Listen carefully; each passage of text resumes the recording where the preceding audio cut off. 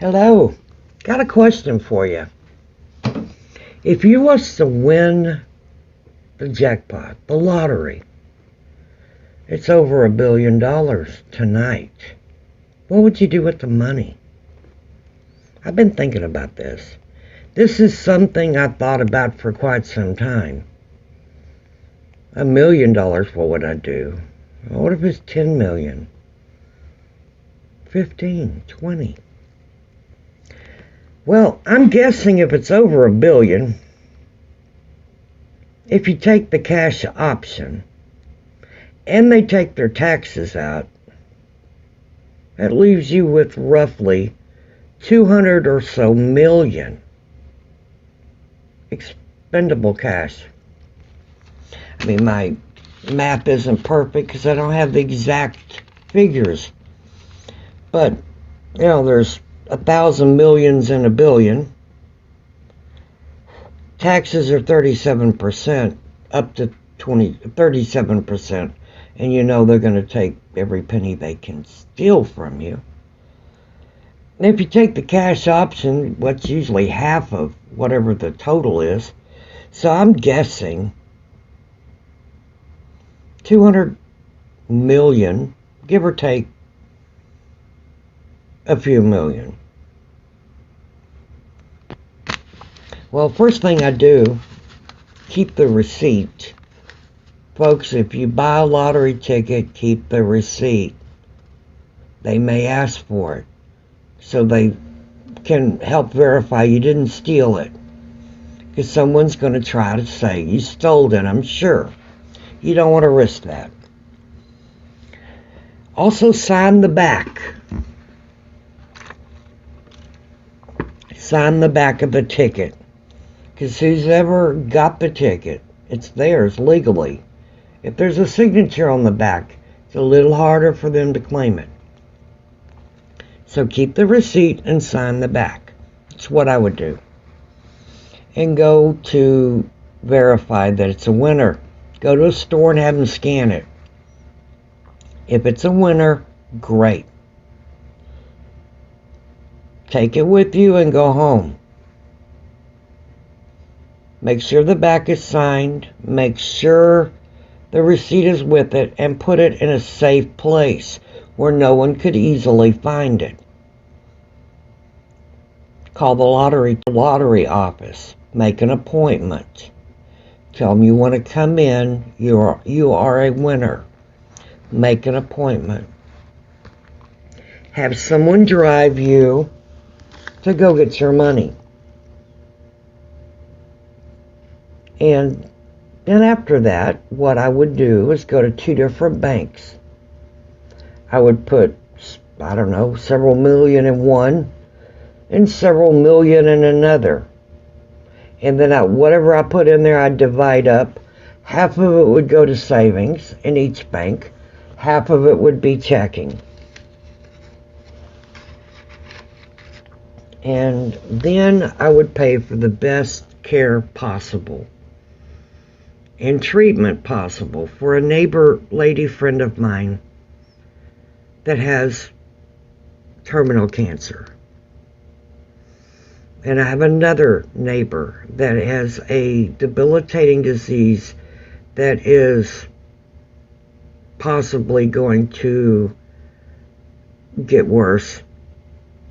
And he needs to be able to stay in his home until he takes his last breath, which hopefully will be many years from now. But we don't know. I would make sure he had medical care. Come to him on a regular basis. And when the time comes and he needs 24/7 care, have someone come there and help his wife take care of him so he can stay home. Okay, the next thing I will do is get my dental work done. There's things that I need done, and I would be looking around for a dentist to do it that I feel comfortable with. And I'd get my mouth done.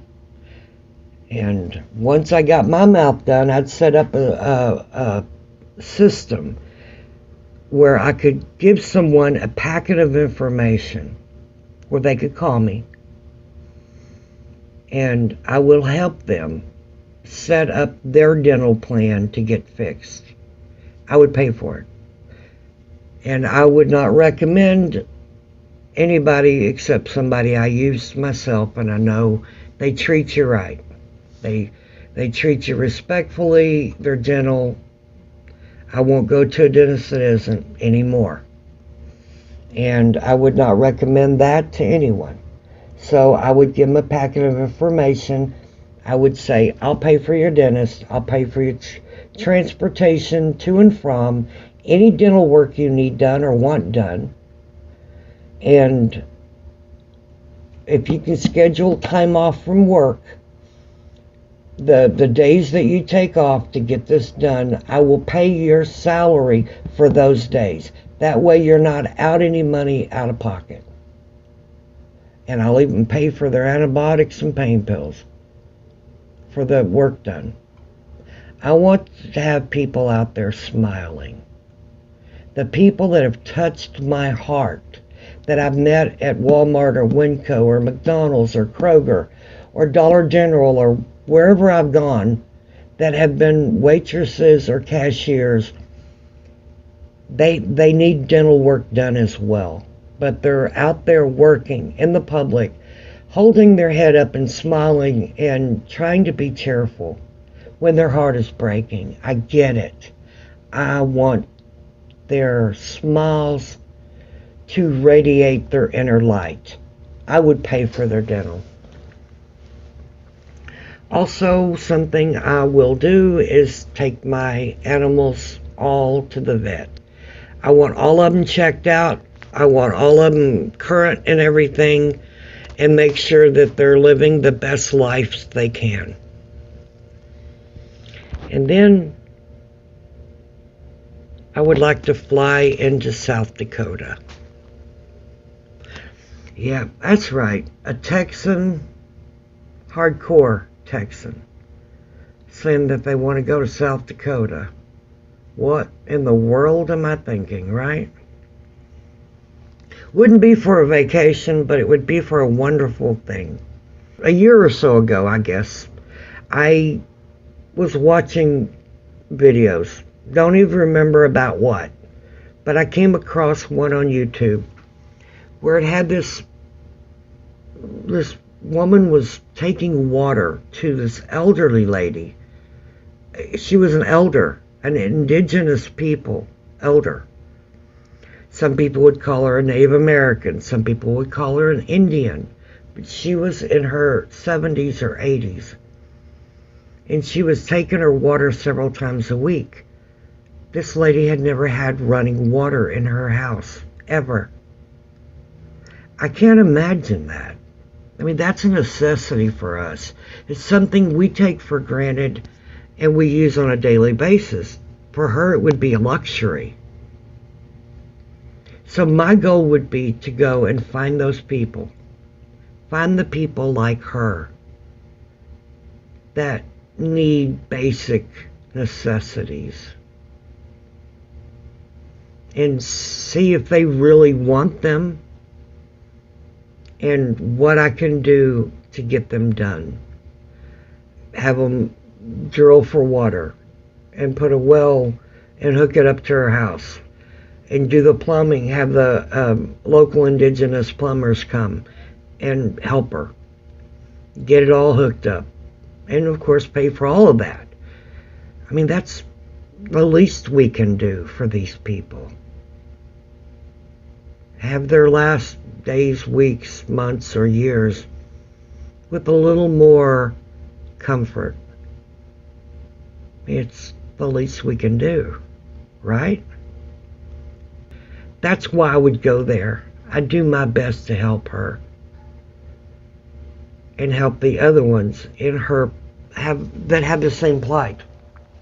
I'd do it in a heartbeat. And make my heart smile doing it. I would also offer her to have a, like a greenhouse, climate control greenhouse with, in the winter when she can't when it's cold and, they can't grow anything, have it insulated to where she has grow bulbs going and she can grow food. And maybe have a chicken coop that's climate controlled as well and insulated, where she can have fresh eggs, all right there around her house. Wouldn't that be great to have for someone or to provide for someone who's not had those kind of things, who probably thinks she's been forgotten, except the few people that reach out and check in on her or help her. I mean, I can't imagine how lonesome, how isolated that must feel. But to think that I could do something with lottery money to help her last months or years live a little happier, a little more content, a lot more comfortable, would tickle me to death. Really would. Something else I'd like to do is I will do, is have an animal shelter. I'd like to have one housing elderly and disabled pets, and also a little foster shelter beside it or in there with it, where people that are in domestic violence situations that need a safe home-style environment for their pets can bring their pets knowing that they're going to be safe, they're going to be protected, taken care of, and once they get back on their feet, they can come and get their pets. And that would go as well for homeless individuals that need to be able to, say, go through rehab or go through the system and go to shelter, and then, which most don't accept pets, and then get their own house and then get a job and that kind of thing. There needs to be a buffer there to assist people with pets. Help them help themselves while their pets are being taken care of. Because a lot of people stay in bad situations because they feel a duty to the pet to try to keep everything as normal as possible, even though the normal might not be good. It might be dangerous in a lot of ways. But those people need somewhere for their pets to go, that they feel comfortable and confident that their pets are being cared for and are safe. And I would like to do that. Also want to, or I will, buy some property somewhere and set up a cemetery. I want to have a cemetery for those who can't afford a burial. It's too much of a hardship for their family, or that are friends or family of mine. The cemetery would be free of charge. They would not be charged for the spots to be buried. I know I've personally seen how hard that is for some families to come up with that kind of money. Back when I was just making a little over $8 an hour taking care of an elderly lady, one of my neighbors passed, and his family couldn't afford to bury him. They couldn't afford the funeral. They couldn't afford the spot to put him, the plot at the cemetery. But I bought the plot, and I believe the church and donations took care of the funeral part and the funeral home. But I've seen it firsthand. When they had no resources, no life insurance policies, nothing.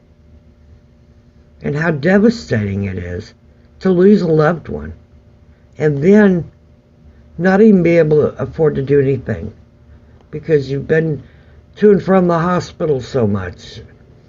You've spent what little cash you had on gas. I mean, I know people that have gone through that and are going through it. So I would have a cemetery where they would be invited to come. Not a problem. Come. And say if someone knows they're probably going to be put there, or that's where they want to go, they need to be able to go there and get comfortable and familiar with it. And so something I would like to do that they used to do back in the day, and when I say back in the day, I mean 100 years ago, put a little park area in the center of the cemetery.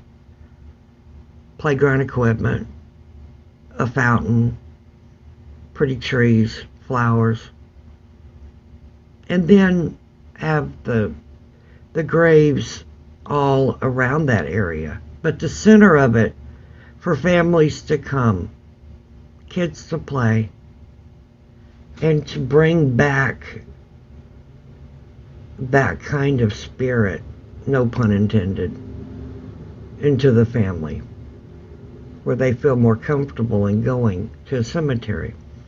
So when their day comes, they know where they're going to be. They know their kids and grandkids are going to be on the swing sets and in the park, and those kids have already been there, so they know that's where Grandpa's going to be. I did a video last year, I think it was, or early this year. Do cemeteries spook you? I'll put the link right up above. And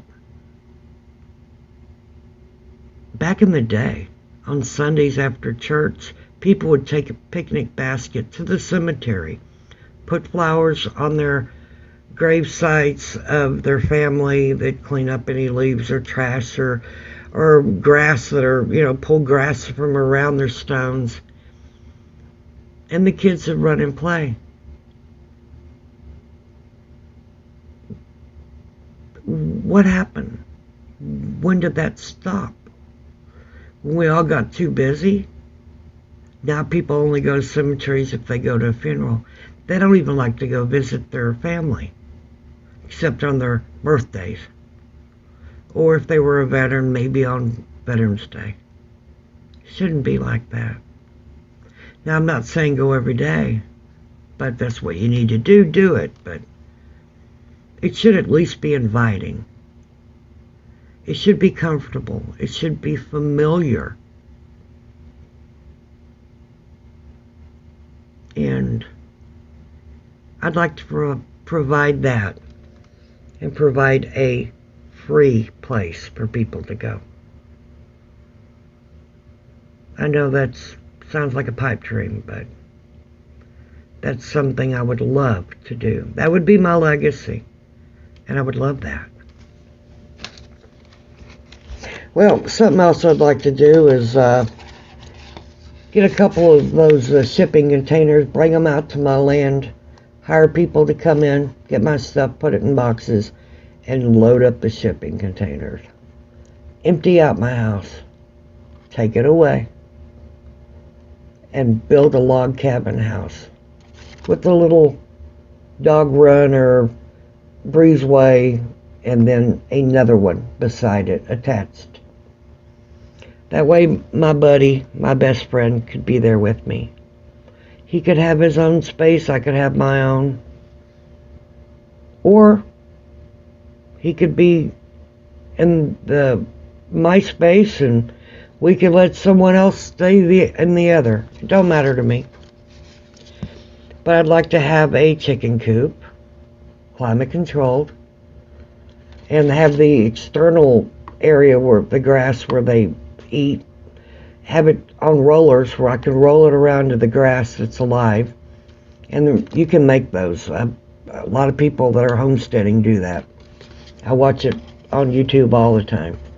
But I'd also like to have a climate-controlled greenhouse